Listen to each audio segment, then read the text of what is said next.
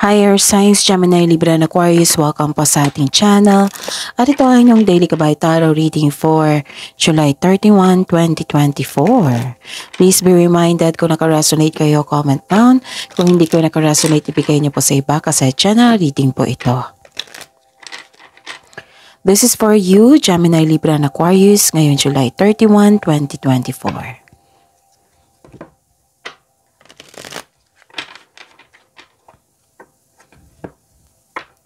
Maraming salamat po sa inyong patuloy na suporta at maraming salamat po sa mga hindi nag-skip ng ads. Gamitin ang reading na ito bilang gabay lamang. Sa mga hindi pa nag-subscribe, subscribe na po kayo at click bell notification para malaman nyo na may bago tayong video. Para po sa mga gustong magpa-reading po, may lumabas dyan sa screen nyo ngayon. Panoorin nyo po at sundin ang instruction. Calling the attention sa mga suki ko dito, open na po ang inyong Monthly Gabay Tarot reading for August 2024. Pwedeng nakafocus sa career and money, pwedeng general na may love reading. So, message me for schedule and for inquiry also. Maraming salamat po.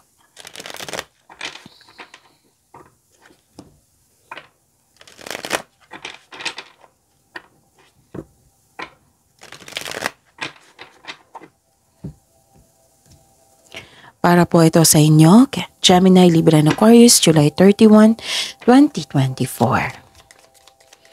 Spirits Guide, mga ganap po para kay Gemini, Libra, and Aquarius, ngayong July 31, 2024. I need 3 cards po.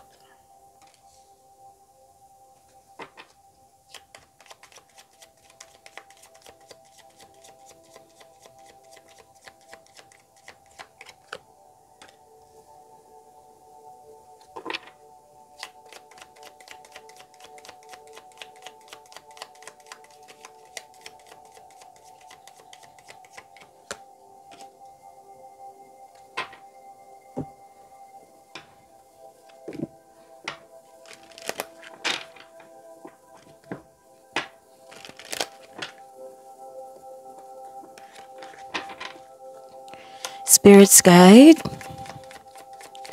mga mensahe para kay Gemini, Libra, and Aquarius ngayon July 31, 2024. I need 2 cards po. Okay, kunin ko to.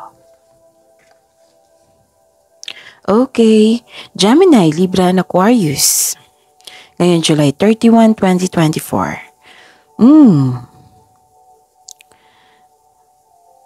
May kasama ka dito. It might be this is your favorite person. Kasama mo ngayon. Kausap mo ngayon. Na nagbigay ito ng loyalty, support sa inyo. At may nakita rin ako dito natutuwa ka sa iyong bagong kaibigan. Pwede din na hired kayo as katiwala. Pwedeng bumili kayo ng pet. Bagong pet. Okay. Parang humingi ka dito sa inyong advisor or mentor. At nagbigay ka ng tiwala sa kanya. Wow. So this is success and happiness. Nagkaroon ng joy, happiness, may good outcome, may positive outcome. Yung, ano tawag dito? Magandang pagbubunga. Magandang bunga. Ganon. So, again, this is success, ha? And you are happy. 2 card na po nagsabi dito na happy kayo. Kasi nagkaroon ng success, good outcome, may companion kayo, may humingi kayo ng advice sa advisor nyo, mentor pa. Oo. 2 card na po nagsabi dito that you are happy. Pero mag-ingat kayo, ha? Kasi may isang tao dito na siguro nagtaka siya kung bakit ka happy, siguro nagtaka siya kung bakit ka successful, kasi nag-o-observe siya sa inyo eh. Nag-observe siya na may gusto siyang kunin sa inyo, yung naiinggit siya sa inyo, may selos na ganap. May gusto siyang kunin eh. Gusto niyang kunin yung ideas mo, kung paano mo na-achieve yung success na iyan, kasi may good outcome, right? So, sabi niya, paano kaya ito nakuha ni Gemini, Libra, and Aquarius? Paano kaya siya naging successful? Kasi ang happy-happy niya eh. So, paano kaya nagkaroon siya ng good outcome? Ganon. Tapos, kung rivalry ito, Oo. Ano to eh, unhealthy rivalry. Kasi kunin niya eh, may gusto siyang kunin. It might be idea, opportunity, or isang bagay. Mag-ingat po kayo sa kanya. Kasi I think kung hindi ako nagkakamali, lumabas ito kahapon. Check nyo sa July 30, 2024 na reading. Kung hindi ako nagkakamali ha. So ang importante, you are happy. Put boundaries on this person na mahilig magmanipula, manloloko, ganon. And yun. Manatiling maging happy. Kasi na-appreciate mo eh. Nagkaroon ng good outcome. May nag-support sa inyo. Ganon. Yan. Ang mensahe po is memories. Cherish memories of loved ones. It might be spend ka sa iyong family or close friends. Ganon. And this is good. Kasi this is the clarification of your card here na take steps toward positive change. Maganda, no? So, this is, may positive outcome pa dito. May positive changes pa dito. Ang ganda. So, claim nyo na ito. Gemini, Libra, and Aquarius.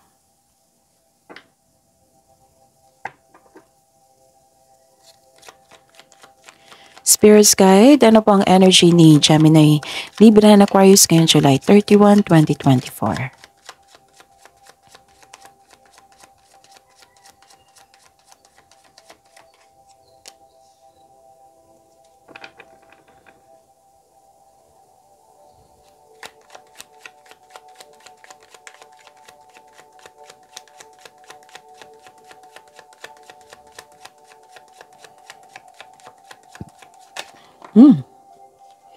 Isa lang yung kunin ko, yung nauna.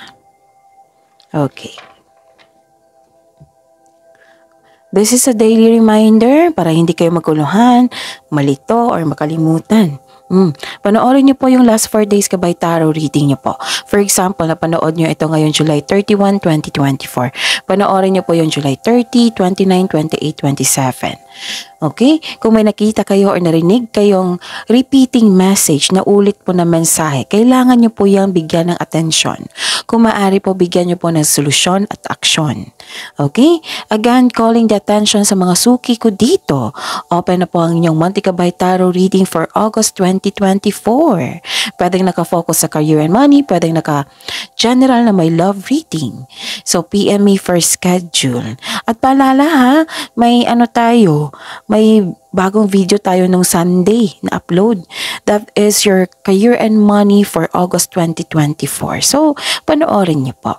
Okay? Gemini, Libra, and Aquarius, maraming salamat po. Actually, may bigla ang pagbabago. And nakaramdam ka dito ng uncomfortable or nabigla kayo sa biglaang pagbabago.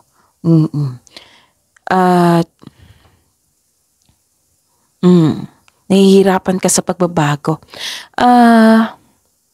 So lumabas dito yung taong manloloko. Mahilig magmanipula. So mag-ingat kayo ha, kasi dalawang card na yung nagsabi dyan. Tapos may nalaman kayong katotohanan. It might be sinabi ito ng companion mo, o kasi may kausap ka dito, 'di ba, na advisor, companion, or it might be nalaman mo na may taong may masamang intention sa inyo. Kasi lumabas siya dito eh. May sabi dito na nalaman mo ang katotohanan. Naging conscious ka kasi nalaman mo na hindi pala siya totoo sa inyo. Which is truth and clarity. Okay? Actually, may naulit na problema dito. Some of you ayaw nyong alamin kung bakit. Siguro may dahilan kayo, kung busy kayo, or ayaw nyo talaga kasi trouble kasi. So, sabi po ng card dito, advice po ng card nyo po na bigyan ng atensyon, hanapan ng solusyon upang sa gayoy maiwasan ito. Para matapos na. And, yun. Beware na lang po sa taong hindi totoo sa inyo, okay? I know that na-conscious kayo, pero put boundaries. Sabi po ng card dito, put boundaries, hanapan ng solusyon. Instead na mag-overthinking kayo, hanapan niyo po ng solusyon. Okay. Wow. Actually, dalawang card na po nagsabi dito. Success, victory, recognition, nakilala ka. Nagkaroon ng balanse, nagkaroon ng pagkakaisa. May magandang balita na parating o may bagong or may bagay na matutupad. May parating na good news po, especially after a period of struggle. Ito yung sabi dito na take steps toward positive change. Kasi this is a challenge eh.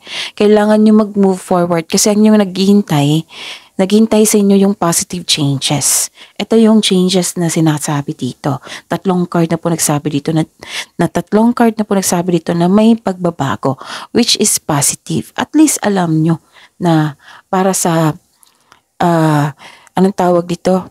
Positivity. Oo. Positivity yung changes na yan, hindi negative. 'Di ba? So at least, move forward kung nahihirapan kayo ngayon, nabibigatan, or kasi conscious kayo kasi may taong hindi totoo sa inyo. Move forward pa rin. Put boundaries sa taong manuloko. Okay? Okay. Nakita ko dito, this is success, right? This is victory. So, feeling proud kayo ngayon kasi marami kayong accomplishment, in-acknowledge. Ang maganda nito, Gemini, Libra, and Aquarius, is in-acknowledge mo yung success. Yan yung pinakamaganda sa inyo. At may matanggap kang papuri from others. Recognition, napansin yung galing at talino mo. Dito tayo kay Gemini, Libra, and Aquarius kasi magaling sila sa magbigay ng service. Yung swak na swak talaga sa perang binayad natin sa kanya.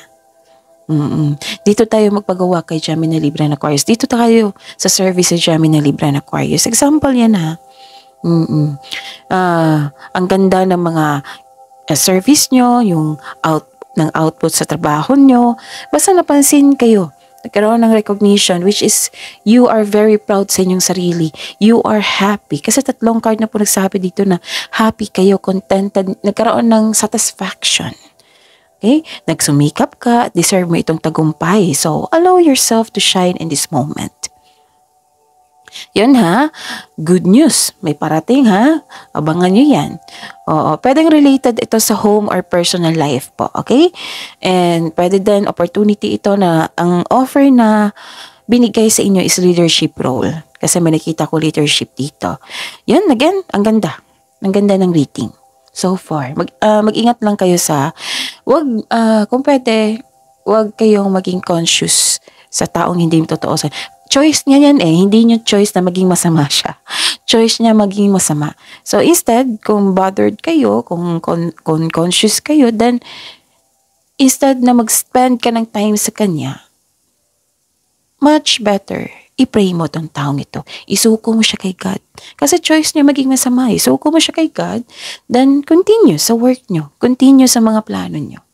Huwag kayong magpa-distract sa kanya. Kasi ang dala-dala, ang ibibigay niya sa inyo is blockages payag ba kayo niyan? So, hindi. Kasi blockages, hindi makapasok yung blessings.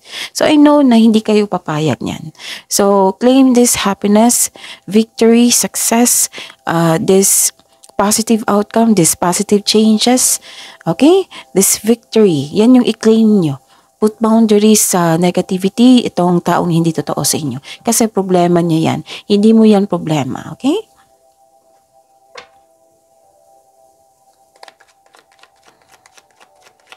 Spirits Guide, Career and Money po ni Gemini, Libra, and Aquarius ngayong July 31, 2024.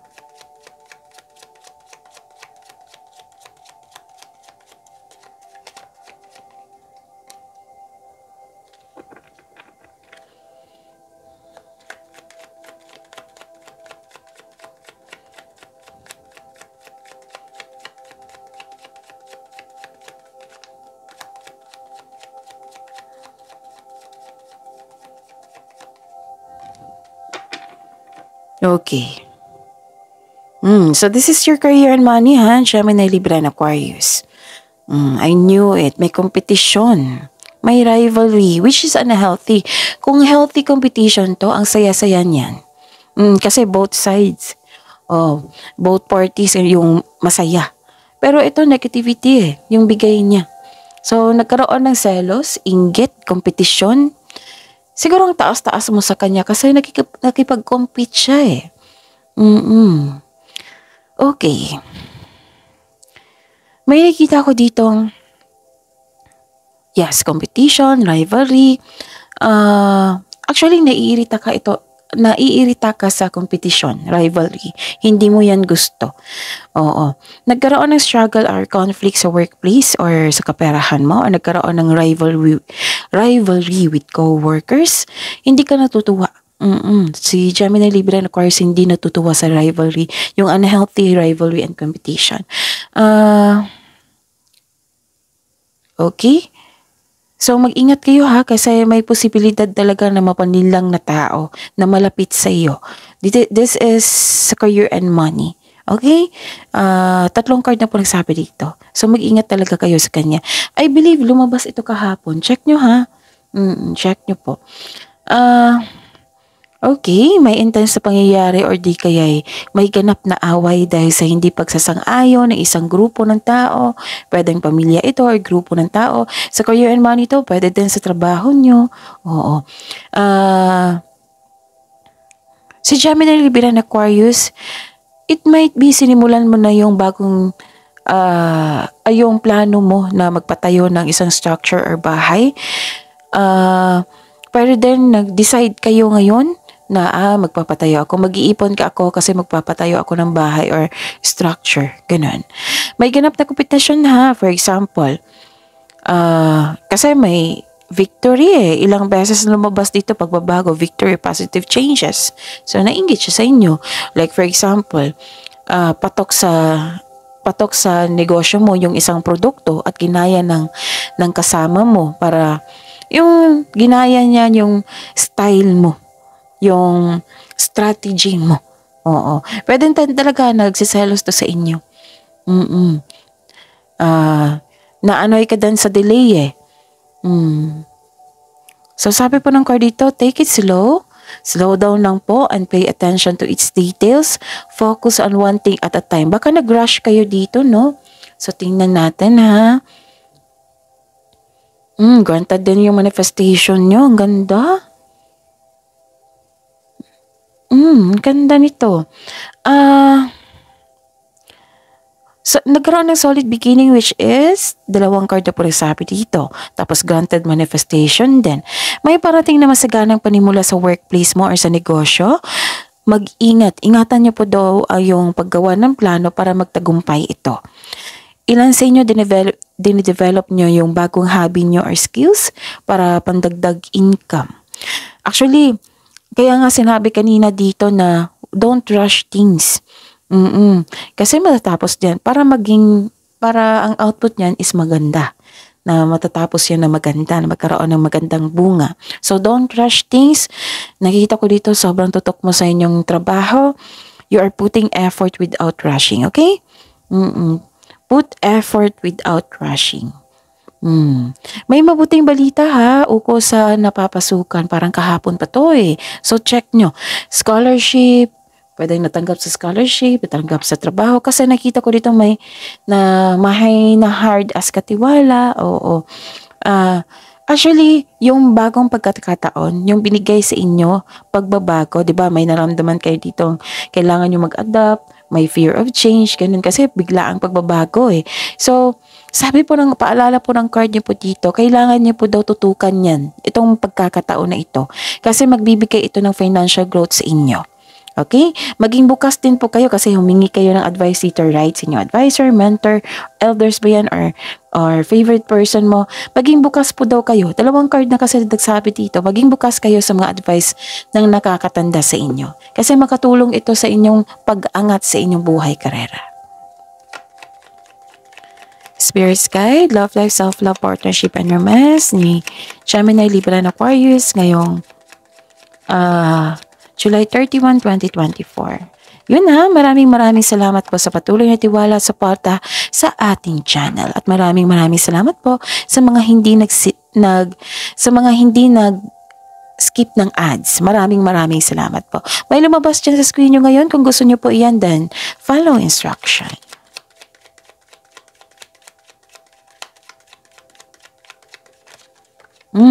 Kunin ko to ha.